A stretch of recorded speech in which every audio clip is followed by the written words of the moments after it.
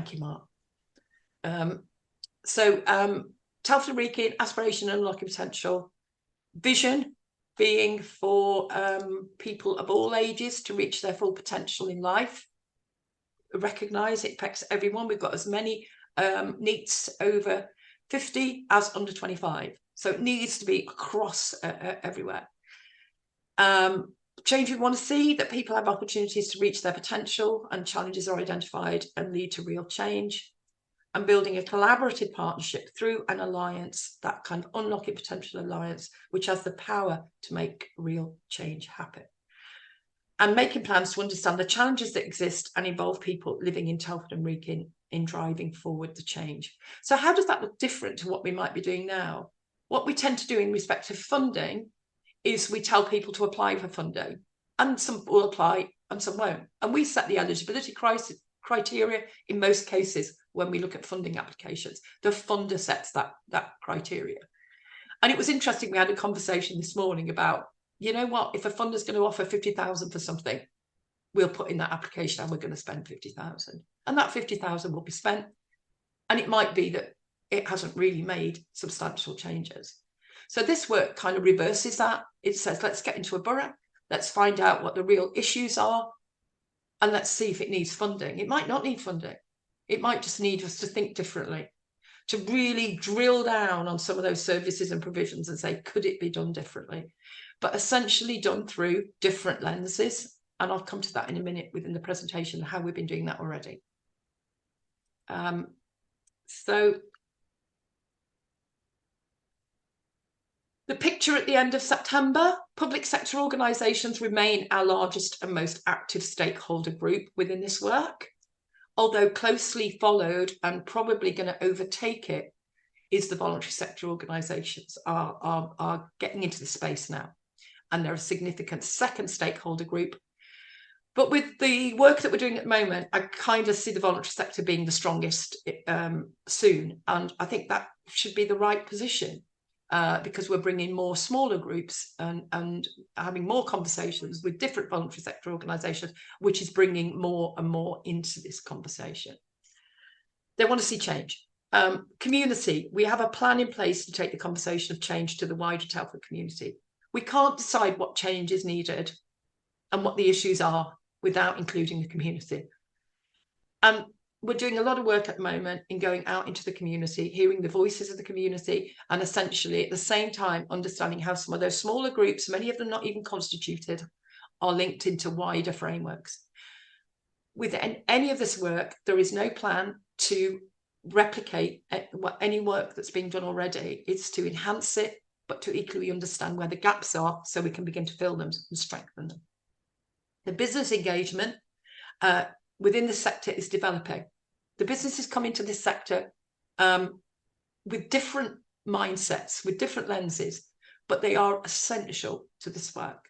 We don't make a difference as a single sector. We make a difference when we all come together. And really, when we're thinking about unlocking potential, there isn't one of these groups that could do it alone. We need everyone in this space. So some of the work we've been doing across the last quarter, the community explorers are developing. So we have the community explorers as a group of people, essentially from out in the community. Some of you will recognise yourself here, and working on Telford at its best. So they're using a model of the Telford at its best tree going out into the community.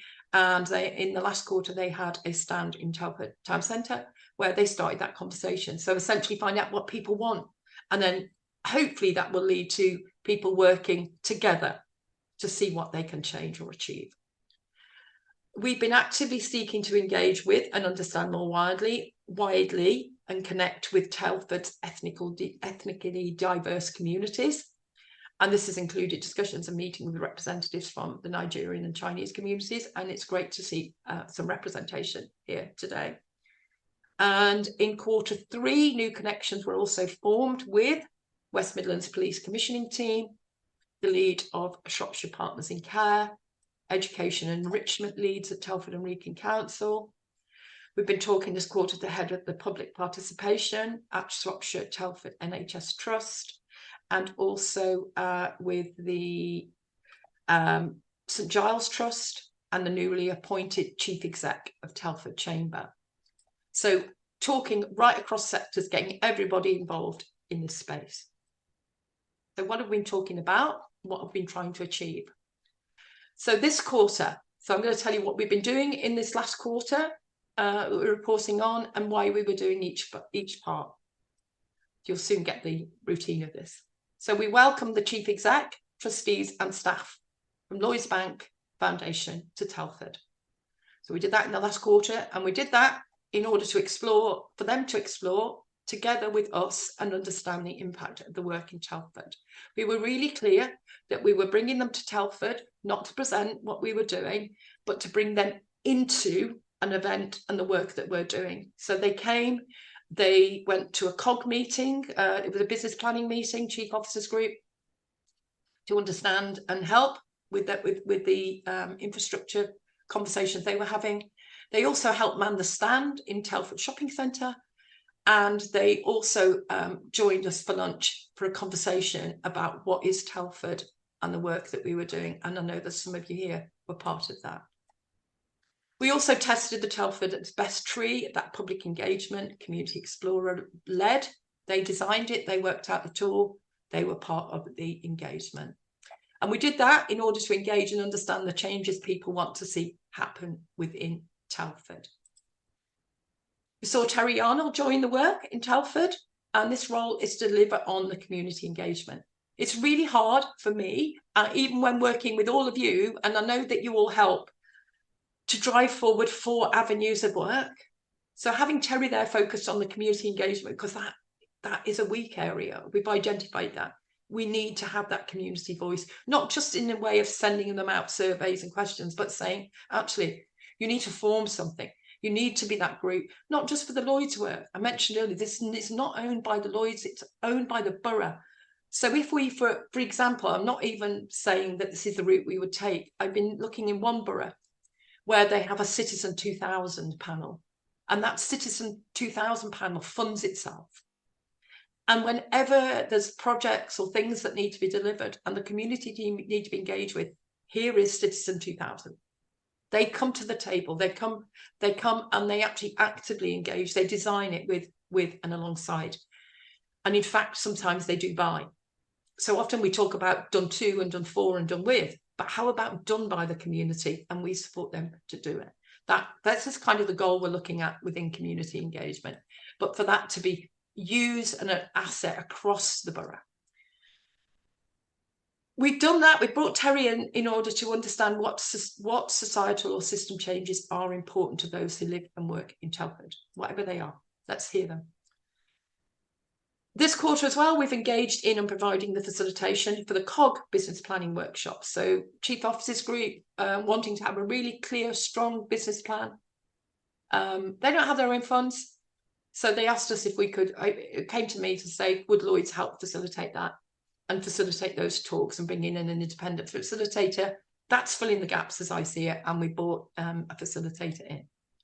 And we hope that that will strengthen the voluntary sector infrastructure in Telford. We also held a learning and evaluation workshop facilitated by Bright Purpose, and thank you to those here today who attended that. This will help us to define the difference we're trying to make locally as a result of system change. And it also means a kind of vision for 15 years. Of course, it'll change, but it'll give us an image of what Telford could look like if we could achieve what we're hoping to achieve. We also held a facilitated poster design session. And this was, again, attended by representatives across the sector. Some of you are here now. And we designed that poster to explain and capture our story so far. It's a great poster. I'm going to show it you in a minute for those who got involved. And it was recently presented in London.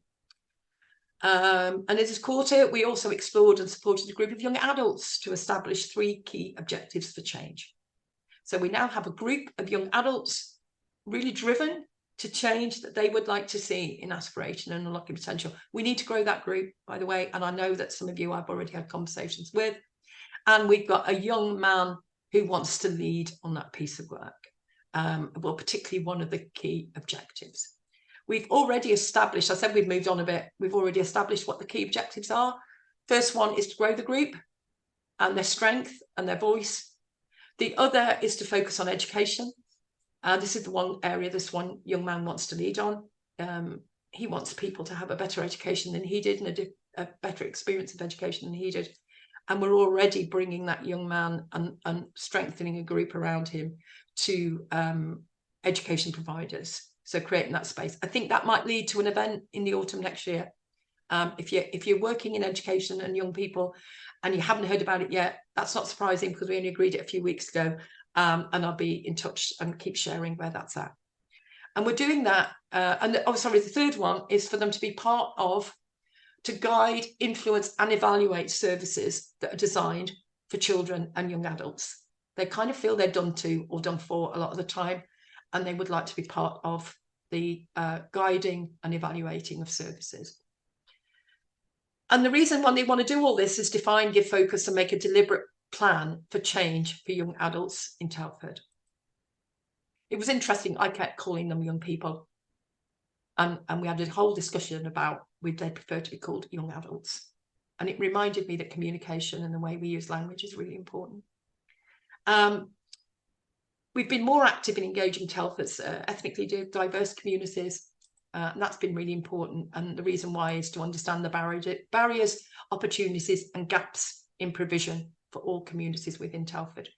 A lot of things that diverse communities face are the very same things that we face in other communities, but their actual links to frameworks and provision may be different. And that's what we're understanding already. And how do we provide those kind of social bridging and social links and connections that are joining up for everyone in this space.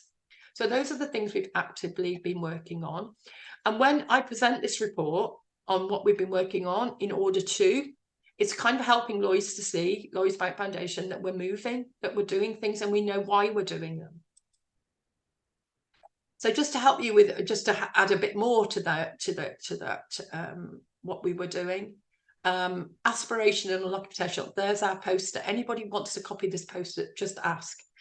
It's a poster of where the work's, the journey the work's been on already, what we've been doing since 2019 and what we're leading us right up to where we are now. So if anybody wants that poster, it's a great graphic. I'm really happy to share it with you. And it was presented in London a couple of weeks ago, along with the other 6 areas. We've got 71 people now signed up on our collaboration platform. And if you don't, or if you're not already on there, I will put the link in a moment in the chat. And that collaboration platform is growing and its purpose is growing. And it's that cross-sector engagement planned for across Telford, and to allow the business sector to talk to the voluntary sector, public sector, and for those community explorers to talk and engage with, and those forums and groups and small charities to be on there so that they can understand funding opportunities as they come up as well. So we make the whole borough resilient. And we've been talking only in a meeting this morning about how we create subgroups within there so that the chief officers group can talk to each other in that group and create their own small subgroups. So can the community explorers, etc. And we're going to do it by topic as well. So that will keep growing. So you'll learn about more and more about that as the quarters go on. We've got 202 people now receiving the monthly Unlocking Potential in Telford brief. So that's telling them about what this work looks like in a form of a newsletter. And we're going to also repeatedly do these quarterly reports as well, so you can ask questions on it. The other thing we did in the last quarter is we held a photographic competition sent out to young people and in fact, all ages across the borough to send images of what Telford meant to them, however raw or however beautiful. And we had that competition for several reasons. One is it's allowing me to share and everyone else some wonderful alternative images of Telford. And it's also allowed to bring more people in to the conversation about how would they like to see Telford look like. And we've been asked by several community organisations if they could display the photos that came in from that competition. I have them available to people if they were also interested in. He was the winner in the middle. Our young adults group chose that winner. Somebody looking out across the Telford landscape. We often forget how beautiful it is. and they felt like it was almost looking out on the world and looking out on the opportunity, and it also demonstrated hope. So lots of really good reasons, and it led to a really good conversation with those judging it, really powerful. And then we've been doing some exciting work for a while around reimagining recruitment, which is, certainly we're doing some work with young people about education, but education is not everything. There's lots of people out there who can't get work, who don't feel they're ready for the workplace, don't know how to apply. Everything seems overwhelming. They don't know who they are, what skills they have to bring anymore. I've been having some really interesting conversations just this week. I know Laura's here. We've been talking about carers, but we've also been talking about people who have been homeless. I've been talking to people in different communities who are really struggling to know where to start again now in the job market, finding themselves and who they are and how to get into that space. And then we've got the opposite lens of businesses saying, we can't employ. I'm on the Telford Business Board. We do a bit of a round robin, and we say, actually, how many jobs have we got going in the borough at the moment? And I'm amazed about how many jobs and vacancies there are, and seeing some sectors fragmenting. If childcare collapses, then the business sector is going to struggle.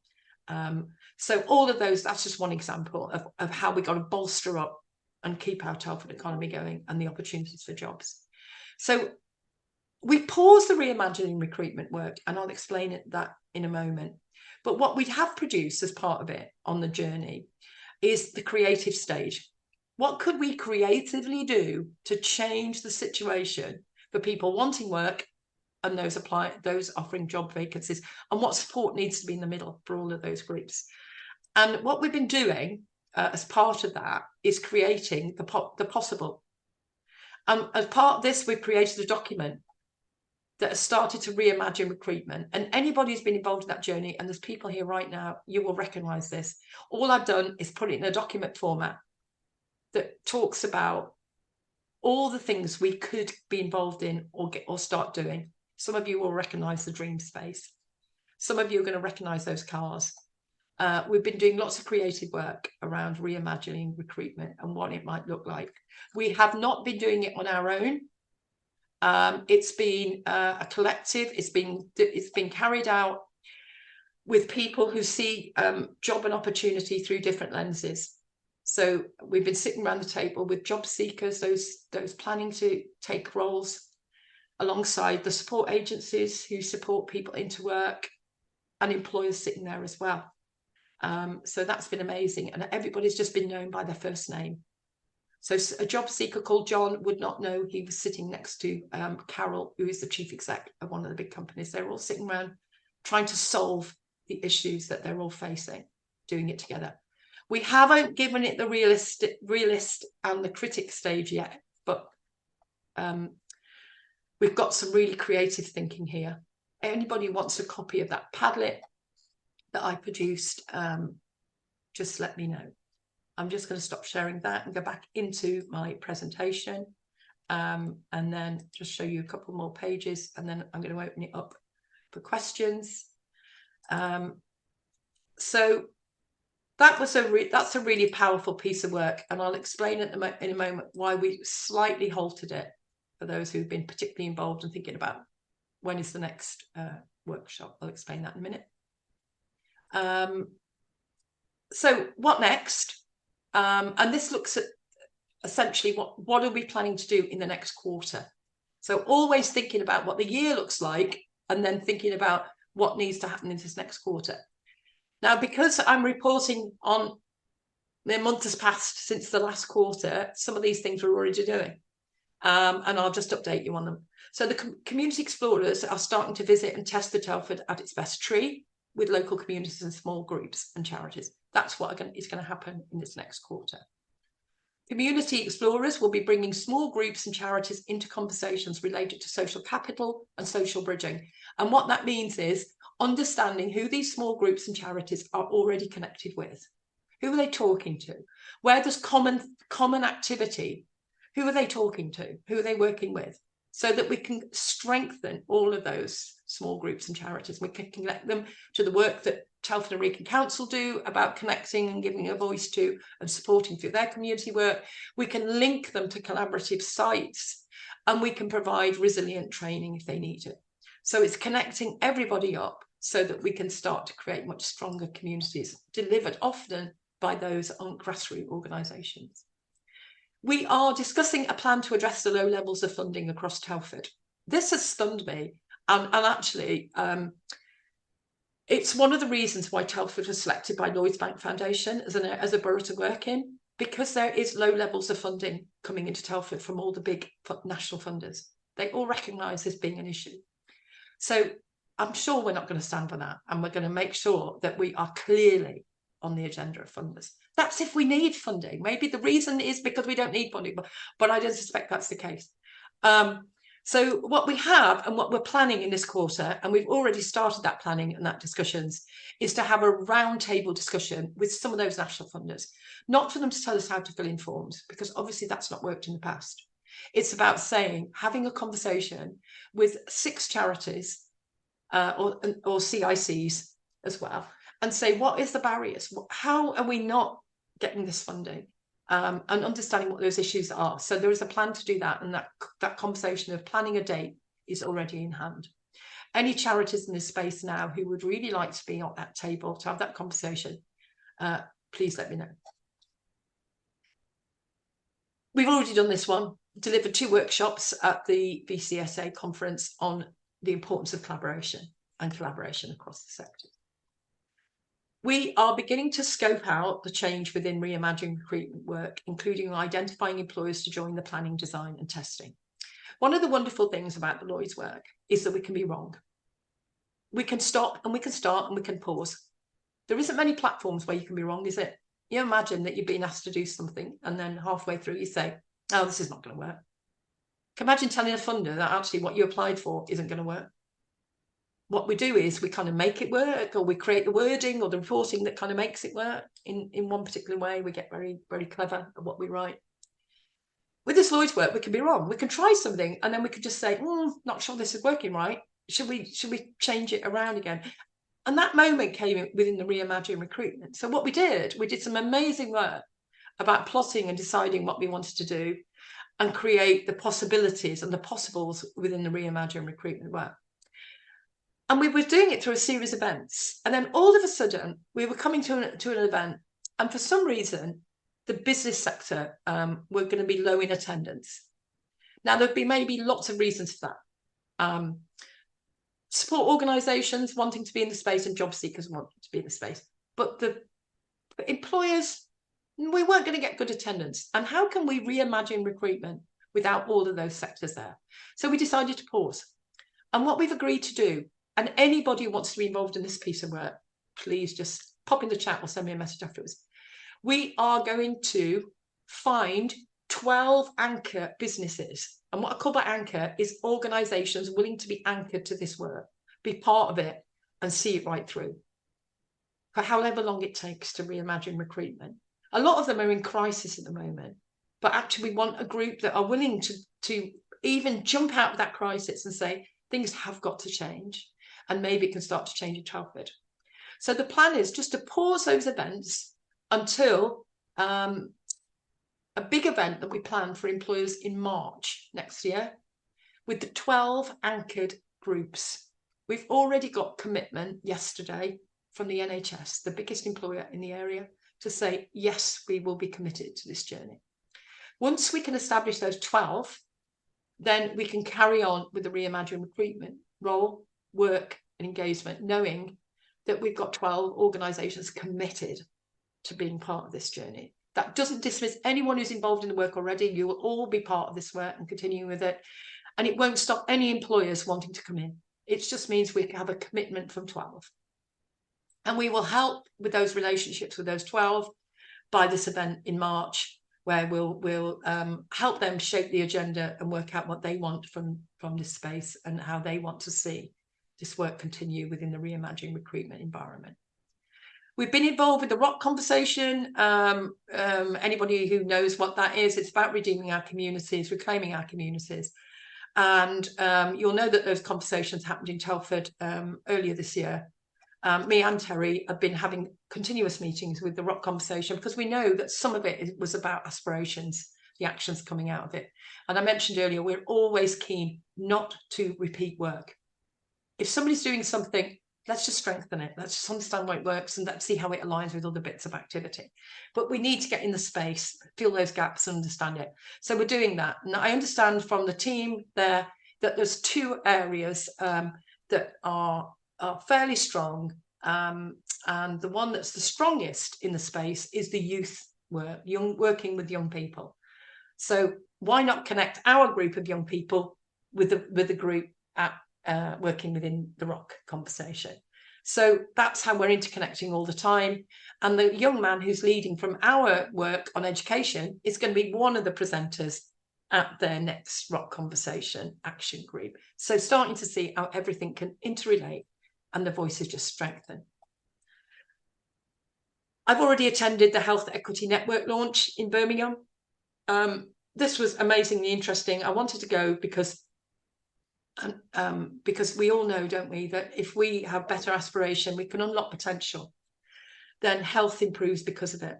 One of the things I learned from the Health Equity Network is only 20% of issues and challenges in people's lives, only 20% are to do with direct health issues, only 20%.